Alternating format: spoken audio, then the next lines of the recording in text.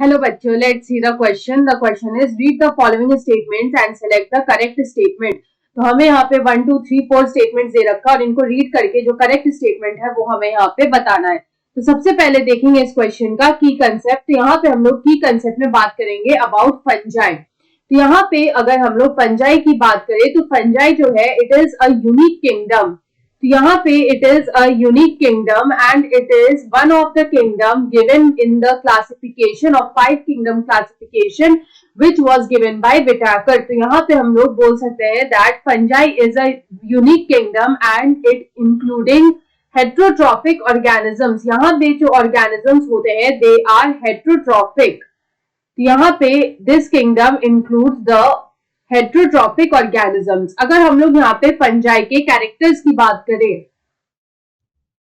तो ये जो फंजाई होता है इट शोज ग्रेट डाइवर्सिटी। उसमें हमें यहाँ पे ग्रेट डाइवर्सिटी देखने को मिलता है। तो यहाँ पे ये जो ग्रेट डाइवर्सिटी होता है ये हमें देखने को मिलता है इन स्ट्रक्चर्स एंड हैबिटेट।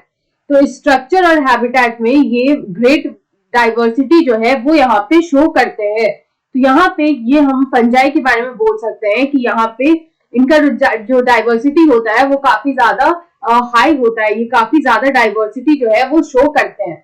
अगर हम लोग यहाँ पे सेकंड देखें तो जो फंजाई होते हैं वो हेट्रोट्रॉपिक होते हैं। The fungi are heterotrophic. तो यहाँ पे हेट्रोट्रॉपिक अगर हम लोग बोले तो वो ऐसे ऑर्गेनिजम्स होते हैं जो कि खुद से फूड प्रिपेयर नहीं करते हैं। They depend on other organisms for food. तो यहाँ पे ये जो फंजाई होते हैं ये एब्जॉर्ब करते हैं जो सॉल्युबल ऑर्गेनिक मैटर होता है। तो यहाँ पे जो सॉल्युबल ऑर्गेनिक मैटर होता है उसको ये एब्जॉर्ब करते हैं फ्रॉम द डेड सब्सटेंस या ऑर्गेनिजम्स। तो यहाँ पे हम लोग बोल सकते हैं कि ये जो डेड ऑर्गेनिजम्स या फिर जो डेड सब्सटेंसेस होते हैं उनसे ये न्यूट्रिशन को विड्रॉ करते हैं, इसलिए इनको हम लोग बोलते हैं saprophytic. Therefore they are called saprophytic. इसलिए हम लोग इनको सैप्रोफाइटिक ऑर्गेनिजम्स बोलते हैं। अगर हम लोग यहाँ पे देखें तो यहाँ पे फंजाई को 4 क्लासेस में डिवाइड किया जाता है। तो यहाँ पे हम लोग बोल सकते हैं ऑन द बेसिस ऑफ। तो यहाँ पे जो बेसिस ऑफ क्लासिफिकेशन है वो क्या है? तो यहाँ पे जो फर्स्ट बेसिस ऑफ क्लासिफिकेशन है वो है मॉर्फोलॉजी ऑफ द माइसीलियम।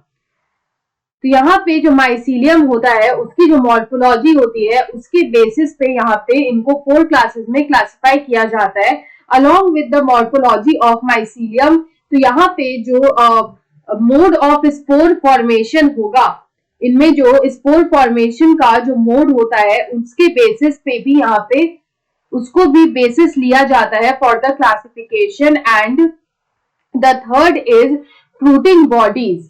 जो फ्रूटिंग बॉडीज का फॉर्मेशन होता है उसको भी यहाँ पे क्लासिफिकेशन के बेसिस पे इंक्लूड किया जाता है।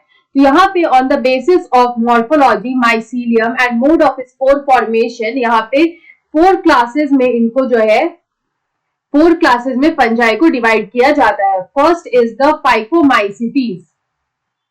First is the phycomycetes, second is ascomycetes, second is ascomycetes, third is basidiomycetes, third is basidiomycetes and the last is deuteromycetes, the last is deuteromycetes। तो इस तरह से इनको 4 क्लासेस में डिवाइड किया जाता है। अगर एक एक करके हम लोग सारे स्टेटमेंट्स को देखें तो यहाँ पे जो फर्स्ट स्टेटमेंट है वो लिखा है members of kingdom fungi show great diversity in structure and habitat. तो ये स्टेटमेंट हमारा करेक्ट है क्योंकि यहाँ पे ये ग्रेट डाइवर्सिटी को शो करते हैं in structure as well as habitat.